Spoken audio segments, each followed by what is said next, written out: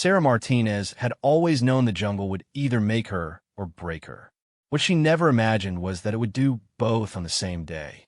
The 28-year-old park ranger stood at the edge of the helicopter's open door, her dark hair whipping around her face as she surveyed the endless green canopy below. The Amazon rainforest stretched in every direction, a living carpet that had swallowed countless souls before her. "Remember," Martinez shouted Captain Torres over the roar of the rotors. "We drop you at the coordinates. You gather evidence of the illegal logging operation, and we extract you in 72 hours. No heroics, no confrontations. Just observe and report." Sarah nodded, checking her equipment one final time. Her backpack contained everything she needed for 3 days in the wilderness: water purification tablets, emergency rations, a GPS device, camera equipment, and her father's old compass. The same compass that had guided him through 20 years of protecting these very forests before a logging truck had cut his life short 6 months ago.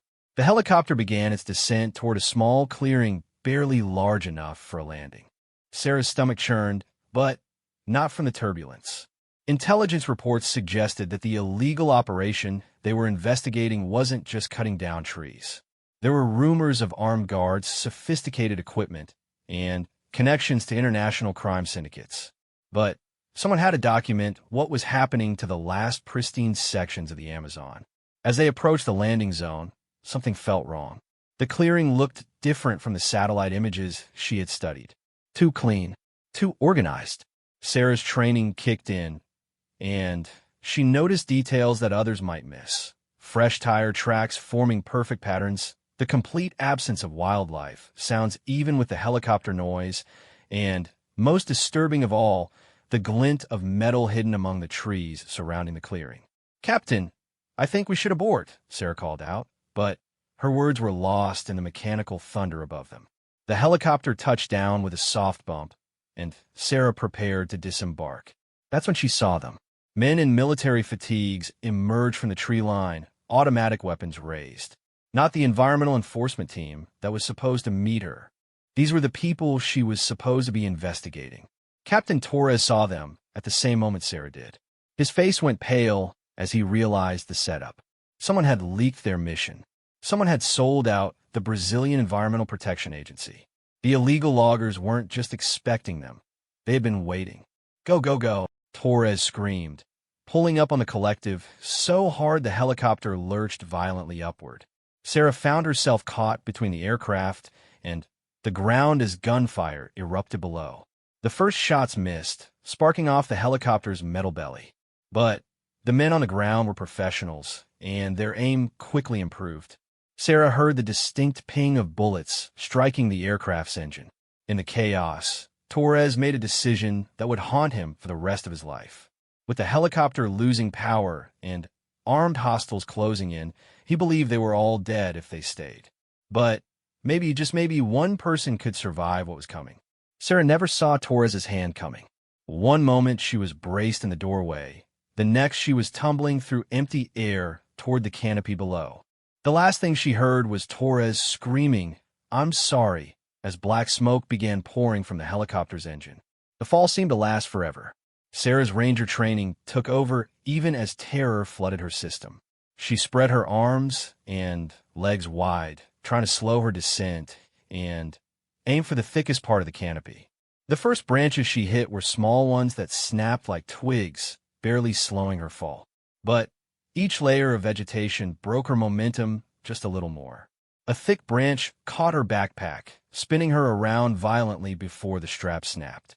She crashed through layer after layer of leaves and branches, each impact sending shockwaves of pain through her body. A massive branch struck her ribs, driving the air from her lungs. Another scraped along her left arm, tearing through her uniform and leaving a trail of blood. Sarah's last coherent thought before hitting the forest floor was that her father would have laughed at the irony. He always said the jungle protected those who respected it. She just hoped he was right. The impact with the ground came with surprising softness. Centuries of fallen leaves had created a natural cushion several feet deep. Sarah's unconscious body rolled down a small slope before coming to rest against the massive root system of a cecropia tree. Above her, the helicopter's death spiral ended in a distant explosion that sent a flock of scarlet macaws screaming into the afternoon sky. For several hours, Sarah lay motionless among the leaf litter. Her breathing was shallow, but steady. Blood seeped from a dozen cuts and scrapes, but nothing appeared to be broken. Her body had survived the fall, but the real test was just beginning. When consciousness finally returned, it came in waves of pain and confusion. Sarah's first sensation was the overwhelming smell of rich earth and decomposing vegetation. The second was the realization that every part of her body hurt.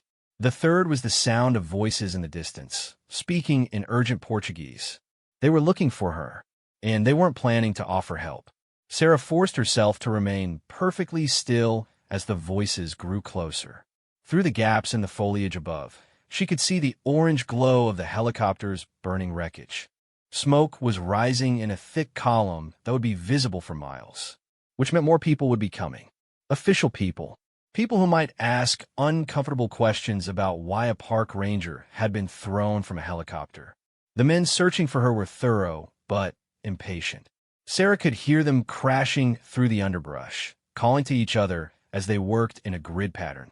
They were maybe 50 yards away when their leader called them back. They had found something more interesting than a possibly dead ranger. As their voices faded, Sarah allowed herself to take inventory of her injuries. Her left shoulder was badly bruised and stiff. Her ribs ached with each breath. Cuts and scrapes covered her arms and legs, and her uniform was torn in a dozen places. But she was alive, she was conscious, and most importantly, she was angry. The anger was what got her moving. These men had killed Torres. They had destroyed a government aircraft. They were systematically destroying one of the most important ecosystems on Earth. And they thought throwing her from a helicopter would solve their problems. They were about to learn that park rangers were harder to kill than they assumed. Sarah struggled to her feet, using the tree trunk for support. Her backpack was nowhere to be seen, which meant she had no water purification tablets, no emergency rations, and no GPS device. But she still had her father's compass, somehow still attached to her belt despite the fall. And, more importantly, she still had 20 years of childhood summers spent learning to survive in this exact environment. The jungle that had nearly killed her was about to become her greatest ally. As darkness began to fall, Sarah heard the distant sound of more helicopters approaching. Official aircraft this time, drawn by the smoke column. But she couldn't risk contact with anyone until she knew who could be trusted. The leak that had led to Torres's death meant there were traitors in the environmental agency, possibly in the military as well. Sarah melted into the jungle like her father had taught her, moving carefully through the underbrush as night fell around her. Behind her, the glow of the burning helicopter faded to a dim orange flicker. Ahead of her lay 3 days of survival in one of the most dangerous environments on Earth. But Sarah Martinez was no longer just a park ranger on a routine investigation. She was a woman with nothing left to lose and everything to prove. The men who had thrown her from that helicopter were about to discover that sometimes the jungle sends back exactly what it receives. And what it had received was a predator. The first night nearly killed her. Not from the fall, not from her injuries, but from the crushing weight of being completely alone in a hostile wilderness with people hunting her. Sarah found shelter in the hollow base of a massive strangler fig, its cathedral-like interior providing protection from both the elements and prying eyes. But sleep was impossible. Every sound made her heart race. The crack of a falling branch became approaching footsteps. The call of a night bird became a human signal. The rustle of leaves became whispered conversations. By dawn, Sarah was exhausted and paranoid, but she was also beginning to remember lessons her father had drilled into her during their camping trips. "The jungle doesn't want to kill you, Sarah," he used to say while teaching her to identify edible plants. "It just doesn't care if you live or die. The trick is making it care." As the first rays of sunlight filtered through the canopy, Sarah began to put that philosophy into practice. Her immediate needs were water, food, and information about her pursuers. The water was easy enough. She could hear a stream running somewhere nearby. Food would be more challenging without her purification tablets and emergency rations. But information was the most critical need. She had to understand who was hunting her and why. Sarah made her way carefully toward the sound of running water, moving slowly and checking constantly for signs of human presence. The stream, when she found it, was exactly what she needed: clear, fast-moving water flowing over a rocky bed. Her father had taught her that such streams were generally safe to drink from, especially in the high jungle where pollution was minimal. As she knelt by the water's edge, Sarah caught her reflection in the still pool behind a fallen log. She looked like she had been thrown from a helicopter. Her face was scratched and dirty. Her hair was full of leaves and twigs, and dried blood stained her torn uniform. But her eyes were clear and determined. She looked like her father. The water was shockingly cold and delicious. Sarah drank deeply, then used the stream to clean her wounds. The cuts were superficial, and the jungle's humidity would help them heal quickly. Her bruised ribs were more concerning, but she could move without sharp pain, which suggested no fractures. While cleaning herself, Sarah heard something that made her freeze: the distant sound of engines. Not helicopters this time, but trucks. Heavy vehicles moving through the jungle on what must be a road she couldn't see. That meant the illegal operation was bigger than anyone had suspected. They weren't just cutting down a few trees.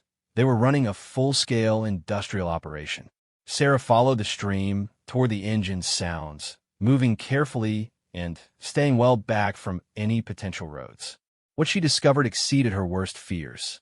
Through the trees ahead, she could see a massive cleared area that stretched beyond her line of sight. Enormous machines moved through the clearing like mechanical dinosaurs, stripping away trees that had stood for centuries. But it wasn't just logging. As Sarah crept closer, staying hidden in the tree line, she saw something that made her blood run cold. The cleared area contained multiple buildings, dozens of vehicles, and hundreds of workers. This wasn't an illegal logging operation. This was a permanent installation, a base of operations for something much larger than stealing timber. Through her father's old binoculars that had somehow survived the fall in her cargo pocket, Sarah watched trucks arriving loaded with equipment that had nothing to do with cutting trees. She saw communications arrays, generators powerful enough to run a small city, and prefabricated buildings that looked more military than industrial. Most disturbing of all, she saw armed guards. Lots of them. Men in military fatigues carrying automatic weapons and wearing body armor. These weren't forest workers or even regular security guards. These were professional soldiers. Sarah spent the entire day observing the installation from multiple vantage points, building a mental map of the layout and trying to understand what she was seeing. The operation was sophisticated beyond anything she had imagined. There were landing pads for helicopters, a fuel depot, what appeared to be a communications center, and dozens of temporary buildings that could house a small army. As the day wore on, Sarah began to piece together fragments of conversation she could overhear when the wind was right. The men spoke in Portuguese, Spanish, and occasionally English. What she heard made her realize that her investigation had stumbled into something far more dangerous than environmental crime. The Americans want the shipment ready by Friday, one voice said in English with a South American accent. The lab results came back positive, another voice replied in Portuguese. The concentration is higher than we expected. The boss says no witnesses, a third voice added in Spanish. The ranger who fell from the helicopter must not leave the jungle alive. Lab results. American shipments. No witnesses. Sarah felt her stomach turn as she realized she hadn't just discovered illegal logging. She had found some kind of drug operation, possibly a cocaine lab, hidden in the heart of the Amazon. The trees weren't being cut for timber. They were being cleared to make room for a drug manufacturing and distribution center. That evening, as Sarah retreated deeper into the jungle to find a safe place to spend her second night, she understood why Torres had been so easily betrayed. The money involved in this operation would be enough to corrupt officials at every level. Park rangers, military officers, government administrators. Anyone could be bought for the right price. But as the sun set and the jungle came alive with the sounds of nocturnal animals, Sarah also realized something else. She was probably the only person who knew the truth about what was happening here. The only witness to an operation that could destroy thousands of square miles of rainforest and flood the streets of America with illegal drugs. The men hunting her weren't just trying to cover up their logging operation. They were trying to eliminate the one person who could expose an international drug cartel operating in the heart of the Amazon. That night, Sarah made a decision that would change everything. She wasn't going to hide in the jungle waiting for rescue. She wasn't going to try to sneak out and hope to reach safety. She was going to do what her father would have done. She was going to fight back. The next morning brought new challenges and new discoveries. Sarah had found a small cave hidden behind a waterfall where she could safely observe the installation while remaining completely invisible. From this vantage point, she could see the entire operation spread out below her like a military base. What she saw on her third day of observation changed everything she thought she knew about the situation. A convoy of black SUVs arrived at the installation, escorted by military vehicles. From a lead SUV emerged a man in an expensive suit who was clearly in charge of the entire operation. Even from a distance, Sarah could see that everyone on the site treated him with extreme deference. But what shocked Sarah to her core was what happened next. A helicopter landed at the installation's helipad, and from it emerged a figure she recognized. Colonel Restrepo, the military liaison who had briefed her team before the mission. The same man who had access to all their operational plans. The same man who could have easily leaked their coordinates to the drug cartel. Sarah watched through her binoculars as Colonel Restrepo met with the man in the suit, exchanging briefcases and engaging in what appeared to be a heated discussion. The corruption went all the way to the top of the military command structure, possibly higher. As she watched this meeting unfold, Sarah began to formulate a plan. She couldn't escape the jungle while armed men were hunting her. She couldn't contact legitimate authorities because she didn't know who could be trusted. But she could do something else, something that would expose the entire operation and ensure that even if she died, the truth would survive. Sarah had a camera, a small, waterproof digital camera that had somehow survived the fall from the helicopter. If she could get close enough to photograph the key players, document the installation, and somehow get that evidence to the outside world, she could destroy the entire operation. It was an insanely dangerous plan. Getting close enough for clear photographs would require infiltrating the installation itself. That meant getting past armed guards, surveillance systems, and hundreds of workers who would report anything suspicious. It meant risking capture, torture, and almost certain death. But as Sarah watched Colonel Restrepo shake hands with the drug lord and walk away with his briefcase full of blood money, she knew she didn't have a choice. Her father had died protecting these forests. Torres had died trying to expose these criminals. She wasn't going to let their deaths be meaningless. That night, as rain began to fall in the typical late afternoon downpour, Sarah began to prepare for the most dangerous mission of her life. She wasn't just a park ranger anymore. She was the only hope for justice in a jungle where money had corrupted everything else. The men who had thrown her from the helicopter thought they had eliminated a threat. They were about to learn that they had created something much more dangerous. They had created a woman with nothing left to lose and a camera full of evidence that could destroy them all. The infiltration began at 3 in the morning during the heaviest part of the rainfall.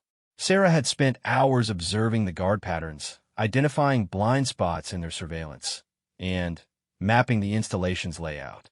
The rain was both her ally and her enemy.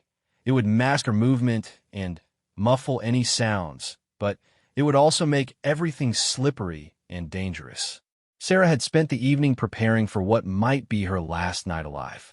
She had written a detailed account of everything she had discovered, wrapped it in plastic from her emergency supplies, and hidden it in a waterproof container inside the cave behind a waterfall. If she didn't return, at least someone might eventually find the truth. Moving through the jungle in complete darkness required every skill her father had ever taught her. Sarah navigated by touch and instinct, feeling her way around trees and through undergrowth without making a sound. Her injured ribs protested every careful movement, but adrenaline and determination kept her going. The perimeter of the installation was marked by a chain-link fence topped with razor wire. Not insurmountable, but definitely designed to keep people out. Sarah had identified a section near the stream where erosion had washed out the ground beneath the fence, creating a gap just large enough for a person to squeeze through. Getting under the fence required lying flat in the mud and wriggling forward like a snake. The cold, wet earth soaked through her already damaged uniform, and she had to bite her lip to keep from crying out when her bruised ribs scraped against a piece of debris. But after what felt like hours, she was inside the perimeter. The installation looked different from ground level. What had appeared organized and military from her distant observation point revealed itself as hastily constructed and somewhat chaotic. Buildings were arranged without much planning. Vehicles were parked haphazardly, and security lighting created deep shadows that Sarah could use for concealment. Her first target was the communication center. If she could document the sophisticated equipment inside, it would prove that this operation had international connections far beyond simple logging or even local drug manufacturing. But reaching the communications center required crossing 50 yards of open ground under the intermittent glow of security lights. Sarah waited for a cloud to pass in front of the moon, then sprinted across the clearing in a low crouch. Her heart hammered so hard she was certain the guards would hear it, but no shouts or alarms followed her desperate dash to the shadow of the communications building. The building's windows were tinted, but Sarah found a ventilation grate near the roof that provided a perfect view inside. What she saw through her camera's viewfinder made her hands shake as she photographed everything she could see. The communications center contained equipment that belonged in a military command post, not a logging camp. Satellite uplinks, encrypted radio systems, and computer terminals displaying what appeared to be shipping routes and delivery schedules. But the most damning evidence was displayed on a large monitor showing a map of the United States with dozens of red dots marking major cities, each that was labeled with dates, quantities, and dollar amounts. Sarah was looking at the distribution network for one of the largest drug operations in South America. Her second target was the laboratory building she had observed from the jungle. This was where the real evidence would be found, physical proof of drug manufacturing that could not be explained away as legitimate business activity. But the lab building was at the center of the installation, surrounded by other structures and with guards posted at regular intervals. Getting to the lab required patience and nerve. Sarah moved from shadow to shadow, timing her movements to coincide with the guard's patrol patterns. When a guard turned his back, she would sprint to the next piece of cover. When voices approached, she would freeze and become part of the darkness. The lab building security was more sophisticated than the communication center. The windows were not just tinted, but covered with metal grating.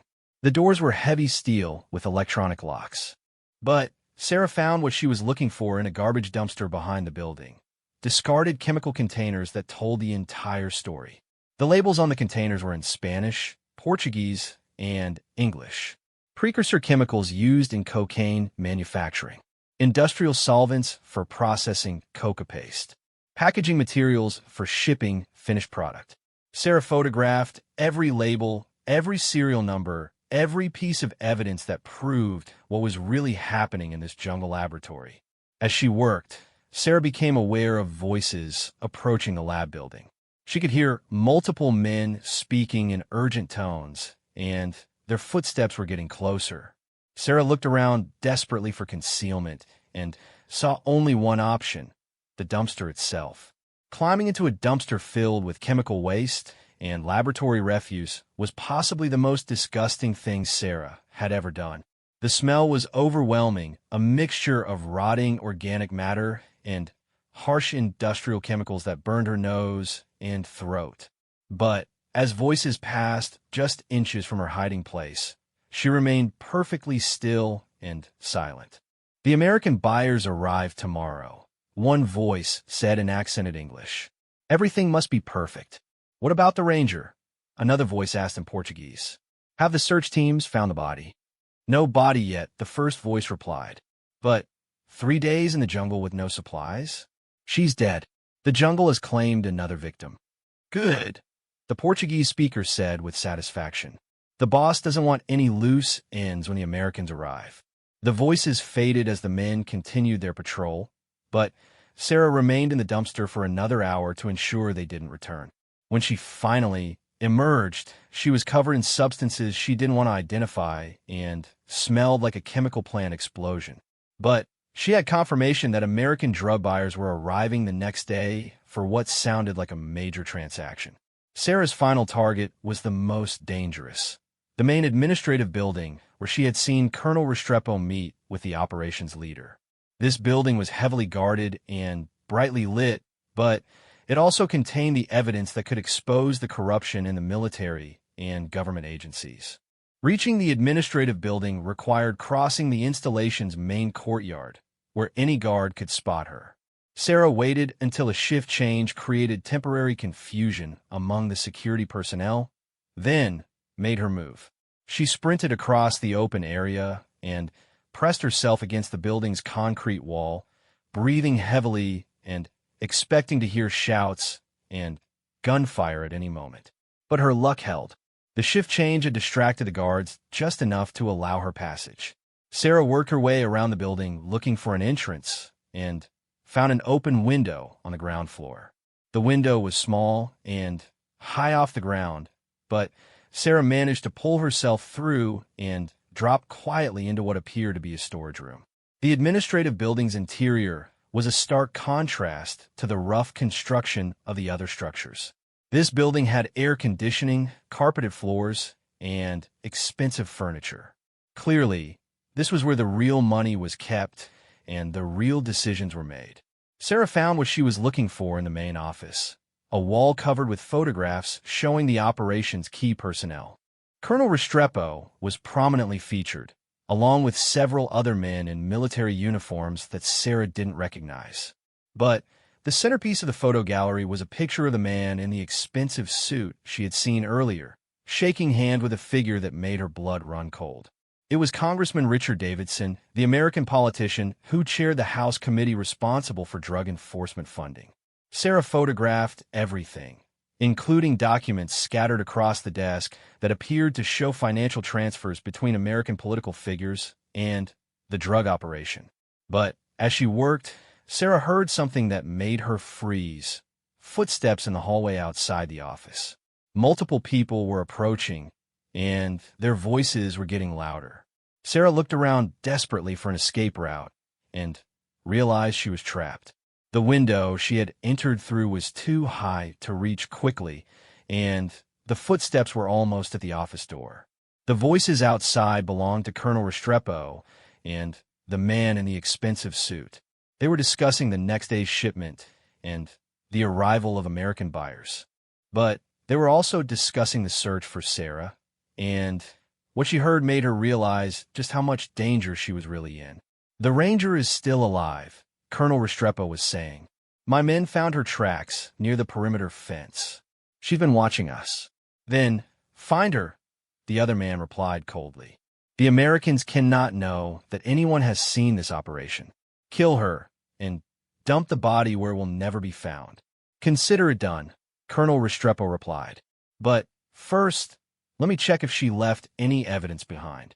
Sarah heard the door handle turning and realized she had seconds to act. The office's large mahogany desk offered the only concealment in the room, and she dove behind it just as the lights came on. From her hiding place, Sarah could see Colonel Restrepo's boots as he walked around the office, checking for signs of intrusion. He moved methodically, examining the windows, the filing cabinets, and the document-covered desk just inches from where Sarah lay hidden. "Everything appears normal," Colonel Restrepo said after several minutes of searching. But increase the patrols around the perimeter. If she's still alive, she won't remain so for much longer. The men left the office, but Sarah remained hidden behind the desk for another hour, making sure they were really gone. When she finally emerged, her camera was full of evidence that could destroy the entire operation and expose corruption reaching the highest levels of both American and South American governments. Now she just had to survive long enough to get that evidence to the outside world. As Sarah prepared to leave the administrative building, she realized that everything had changed. She was no longer just a park ranger trying to document illegal logging. She was no longer just a witness to drug manufacturing in the Amazon. She was now the only person alive who could expose an international conspiracy involving politicians, military officers, and drug cartels operating across multiple countries. Getting this evidence to safety wasn't just about justice for her father or Captain Torres anymore. It was about preventing a criminal organization from poisoning American cities while destroying one of the world's most important ecosystems. But first, she had to escape from an installation filled with armed men who had orders to kill her on sight. Escaping the installation proved even more dangerous than infiltrating it. As Sarah made her way back toward the perimeter fence, she discovered that her earlier reconnaissance had been discovered. Fresh tire tracks around the fence line showed that vehicles had been conducting additional security sweeps. Footprints in the mud revealed that guards were now patrolling on foot as well as in vehicles. Sarah had to abandon her planned exit route and find another way out. The stream that had provided her entrance was now being monitored by guards with night vision equipment. The main gate was obviously impossible. That left only one option: the backside of the installation where the jungle pressed closest to the buildings. This section of the perimeter was the most heavily forested, but it was also the steepest terrain.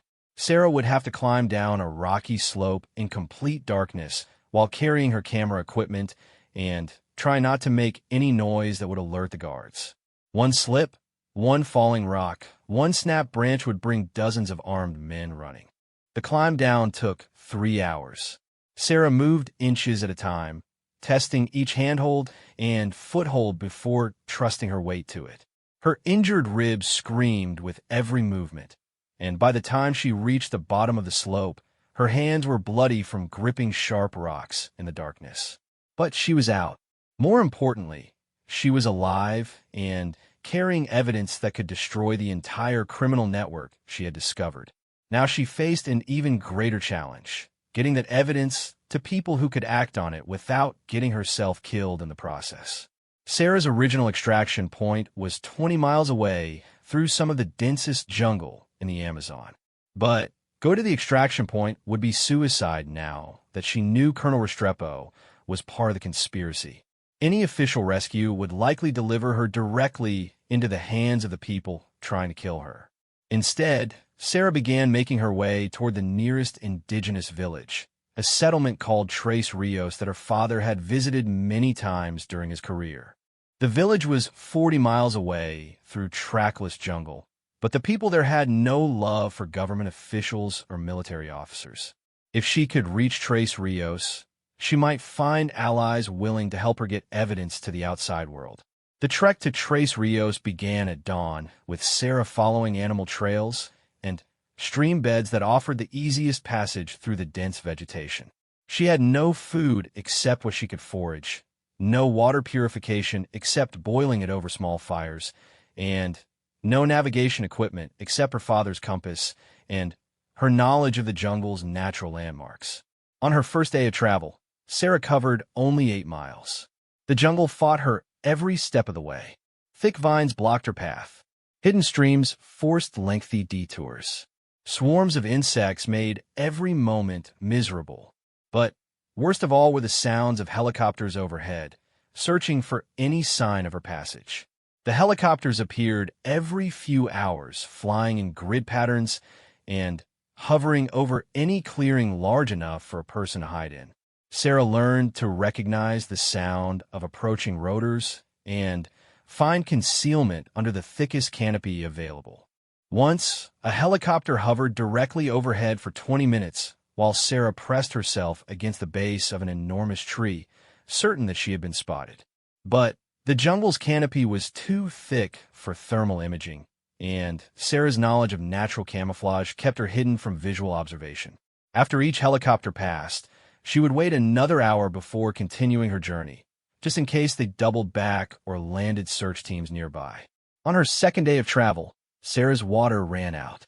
She had been rationing the small amount she could carry, but the jungle's humidity and her constant exertion made dehydration a serious concern. Finding clean water became her primary objective, even more important than reaching Tres Rios. Sarah remembered her father teaching her to recognize the signs of underground water sources. Certain plants grew only where groundwater was close to the surface. Animal trails often led to hidden springs. Rock formations could indicate water flowing beneath the surface. Using these clues, Sarah found a small spring bubbling up from between moss-covered rocks. The water was crystal clear and cold, flowing from deep underground sources that had been filtered through layers of rock and soil. Sarah drank deeply and refilled her small water containers, knowing that this discovery might have saved her life. But as she prepared to leave the spring, Sarah heard something that made her freeze with terror.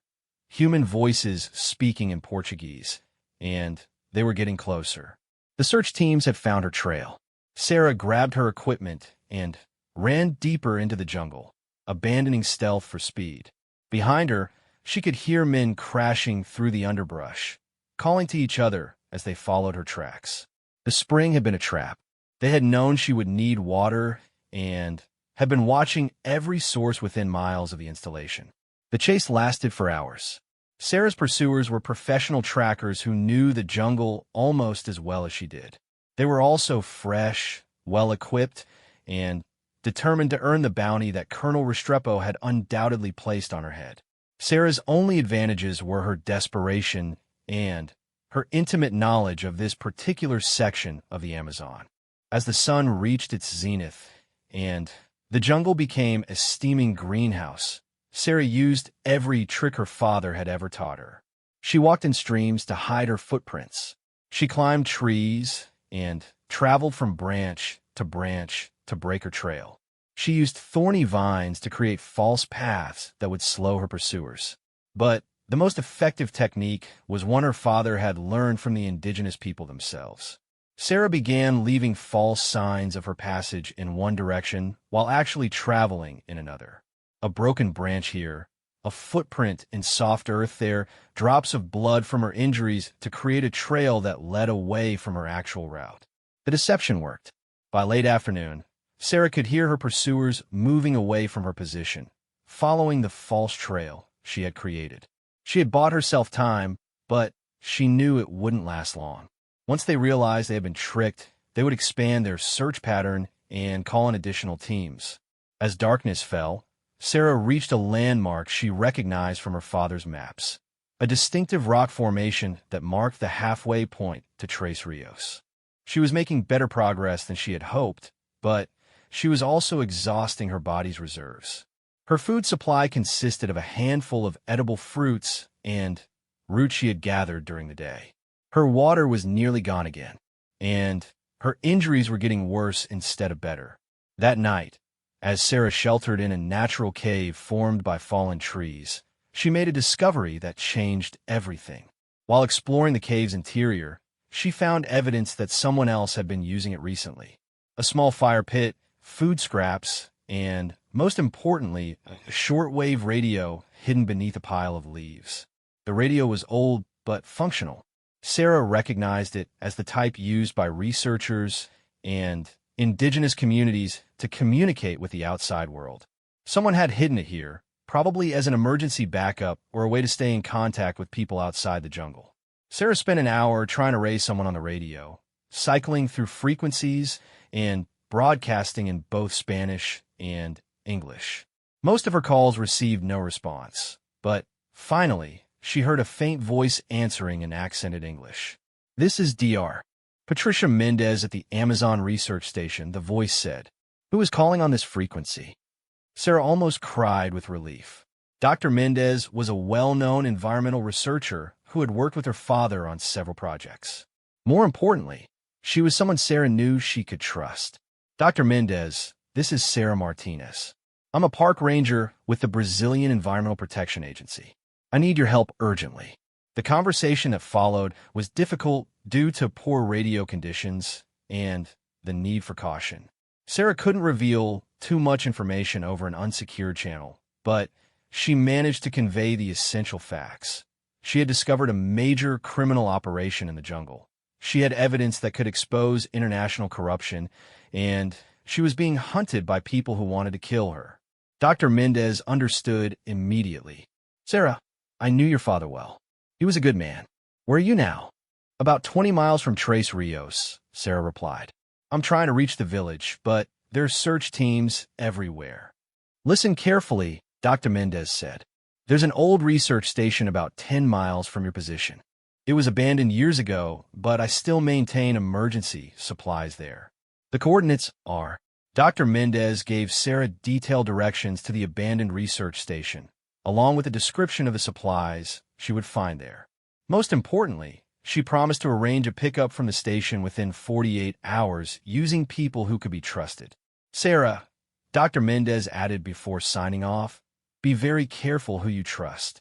If what you've discovered is as serious as it sounds, these people will have resources and connections you can't imagine. As Sarah turned off the radio and prepared to continue her journey, she felt hope for the first time since being thrown from the helicopter. She wasn't alone anymore. Help was coming. All she had to do was survive for another 2 days and reach the abandoned research station. But even as relief flooded through her, Sarah knew that the next 48 hours would be the most dangerous of her entire ordeal. The men hunting her wouldn't give up easily, and once they realized she had made contact with the outside world, they would become truly desperate. The final race was about to begin, and Sarah was no longer running just for her own life. She was running to expose a criminal conspiracy that reached from the heart of the Amazon to the halls of power in Washington, D.C.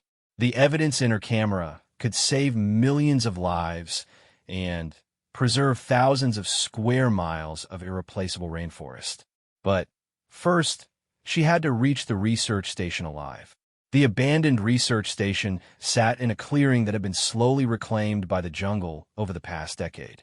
Vines covered the building's walls, trees grew through broken windows, and the metal roof was thick with moss and bird nests. But to Sarah, it looked like salvation itself. She reached the station just as dawn was breaking on what she hoped would be her last day of running. The journey from the cave had taken 14 hours of careful movement through terrain that seemed designed to kill anyone foolish enough to attempt passage. Sarah had followed game trails that disappeared without warning, forded streams that nearly swept her away, and climbed over fallen trees the size of city buses. But the most terrifying part of the journey had been the constant sound of helicopters overhead. The search for her had intensified dramatically since her radio contact with Dr. Mendez. Either they had monitored her transmission, or someone had betrayed her location. Either way, Sarah knew that her pursuers were getting closer. The main research building was still structurally sound, despite years of neglect. Sarah found the emergency supplies exactly where Dr. Mendez had described. Sealed containers hidden in a reinforced storage room that had resisted both time and the jungle's attempts to reclaim it. Food, water, medical supplies, and, most importantly, a satellite phone with enough battery power for one crucial call. Sarah used the medical supplies to properly clean and dress her wounds for the first time since the helicopter crash. The cuts and scrapes were healing well in the humid environment, but her bruised ribs needed binding to prevent further injury. As she worked, Sarah allowed herself to think about what would happen once she was rescued. The evidence on her camera would expose one of the largest drug operations in South America. But it would also reveal corruption reaching the highest levels of government in multiple countries. People with enormous power and resources would do anything to prevent that evidence from becoming public. Even if Sarah escaped the jungle, she would still be in danger for the rest of her life. But as Sarah thought about her father and Captain Torres, she knew that the danger was worth it. Too many good people had died trying to protect the Amazon from criminals who saw it only as a resource to be exploited. If her evidence could stop even one part of this operation, their deaths would have meaning. Sarah spent the morning preparing for what she hoped would be her extraction.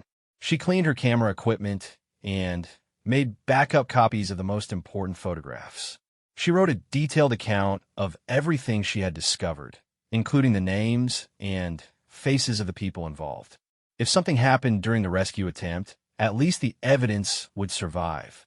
At noon, as promised, Sarah heard the sound of an approaching helicopter. But instead of relief, she felt a cold fear settle in her stomach. The aircraft approaching the research station wasn't the civilian helicopter she had expected. It was a military aircraft, and as it circled the station, Sarah could see armed men preparing to rappel from its open doors. Sarah realized with horror that Dr. Mendez had been compromised. Either she had been threatened into cooperating, or the radio transmission had been monitored and traced. Instead of rescue, Sarah was about to face capture by the very people who wanted to kill her. But Sarah Martinez wasn't the same terrified woman who had been thrown from a helicopter 5 days earlier. The jungle had changed her, hardened her, and taught her that she was stronger than she had ever imagined. If they wanted to capture her, they would have to work for it. Sarah grabbed her equipment and ran for the tree line just as the first rappelling ropes dropped from the helicopter. Behind her, she could hear boots hitting the ground and voices shouting orders in Portuguese and Spanish. They had found her, but they hadn't caught her yet. The chase that followed was the most intense of Sarah's entire ordeal. Her pursuers were fresh, well-equipped, and desperate to complete their mission before more complications arose. Sarah was exhausted, injured, and running on adrenaline and determination alone. But she had one crucial advantage. She knew exactly where she was going. During her morning exploration of the research station, Sarah had discovered something that wasn't marked on any official map. A narrow cave system that connected to an underground river flowing toward Tres Rios. The caves were dangerous, barely wide enough for a person to squeeze through, and filled with rushing water that could easily drown someone. But they were also invisible from above and impossible to track through. Sarah reached the cave entrance just as the first bullets began striking the trees around her. Her pursuers had orders to take her alive if possible, but they were clearly willing to risk killing her rather than let her escape again. The cave mouth was hidden behind a waterfall that had carved the limestone cliff over thousands of years. Entering the cave system required diving through the waterfall and swimming underwater to reach the entrance. The shock of the cold water nearly drove the air from Sarah's lungs, but she forced herself to keep swimming until she found the cave opening. Once inside, she had to feel her way through complete darkness, following the sound of flowing water deeper into the limestone formation. The underground river carried Sarah downstream for what felt like hours. Sometimes the ceiling was high enough for her to walk upright. Sometimes she had to crawl through openings barely large enough for her shoulders. And sometimes she had to swim through flooded sections where the water reached the cavern roof. But throughout the terrifying journey, Sarah kept moving toward Tres Rios and safety. Her waterproof camera equipment survived the underground river, protected by the same sealed containers that had kept her evidence safe through everything else. No matter what happened to her, the truth about the drug operation would survive. Sarah finally emerged from the cave system at a pool fed by underground springs about 5 miles from Tres Rios. The sun was setting, and she was shivering from cold and exhaustion, but she had escaped her pursuers completely. The underground river had carried her beyond their search area and left no trail they could follow. The final approach to Tres Rios took place under cover of darkness. Sarah moved carefully through the jungle, knowing that the village might be under surveillance by people working for the drug operation. But as she drew closer, she heard something that made her heart soar. Children laughing and playing in the village square. The sound was so normal, so wonderfully human, that Sarah almost cried with relief. 4 or 5 days, she had heard nothing but helicopter rotors, gunfire, and the voices of men who wanted to kill her. The laughter of children meant she had reached a place where life continued as it should, where people were safe and happy and free. Sarah entered Tres Rios just after midnight, approaching the village elder's house exactly as her father had taught her. She announced herself from a respectful distance and waited for permission to approach.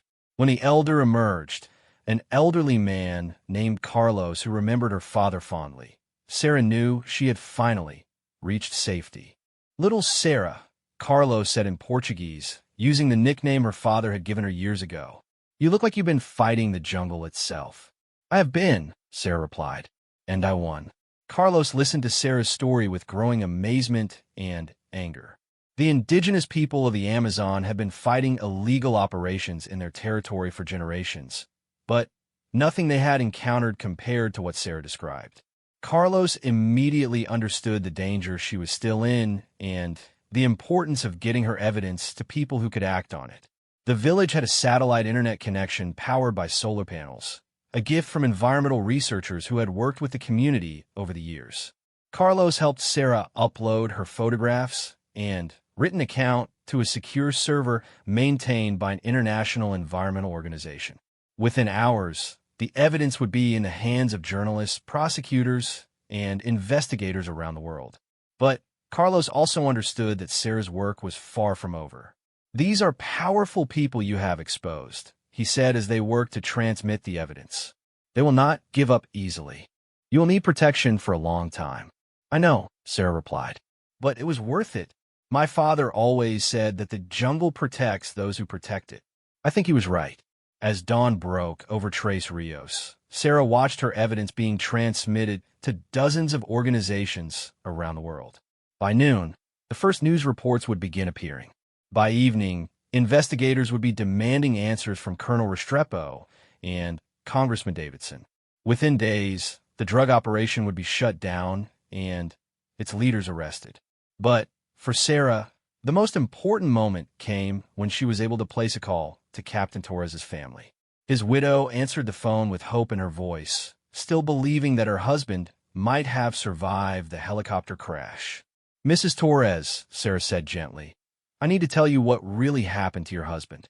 The conversation that followed was heartbreaking, but necessary. Sarah told Mrs. Torres about her husband's courage in trying to escape the ambush, about his final moments when he chose to save her life rather than his own, and about how his death had led to the exposure of the criminal network that had killed him. "He died a hero," Sarah said, as Mrs. Torres wept on the other end of the line. "Because of what he did, hundreds of other families won't lose fathers and mothers to these criminals." 1 month later, Sarah stood in a courtroom in Brasilia watching Colonel Restrepo being sentenced to life in prison for treason, drug trafficking, and murder. The international investigation, triggered by her evidence, had dismantled one of the largest drug operations in South America and exposed corruption in multiple governments. Congressman Davidson had resigned in disgrace and was awaiting trial in the United States. The drug lord who had run the jungle operation was dead, killed by rivals who blamed him for the exposure of their network. And most importantly, the section of the Amazon where the operation had been located was now protected as a permanent nature preserve.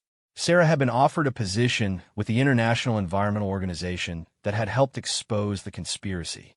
She had been invited to speak at conferences around the world about conservation and law enforcement. She had been promised protection and a new identity if she wanted to disappear from public view. But Sarah chose to return to her job as a park ranger in the Amazon.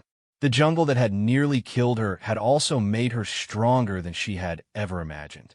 And there was still work to do protecting the forests her father had loved. On her first day back on duty, Sarah stood at the edge of a helicopter's open door, preparing to survey a section of the rainforest for signs of illegal activity. The pilot, a young woman named Maria, looked nervous about the assignment. "Are you sure you're ready for this?" Maria asked. "After everything you've been through, I would understand if you wanted a desk job." Sarah smiled as she checked her equipment one final time. Her camera was waterproof, her GPS was military grade, and her father's compass hung from her belt like a talisman. But Most importantly, she carried the knowledge that she had faced the jungle's worst challenges and emerged victorious. "I'm ready," Sarah said as the helicopter lifted off over the endless green canopy. The jungle and I understand each other now. Below them, the Amazon rainforest stretched to the horizon, still wild and magnificent and worth protecting. And Sarah Martinez, the ranger they had thrown from a helicopter, was back where she belonged, standing guard over one of the world's most precious treasures, armed with nothing but her camera, her courage, and her unshakable determination to ensure that justice would always find a way to survive.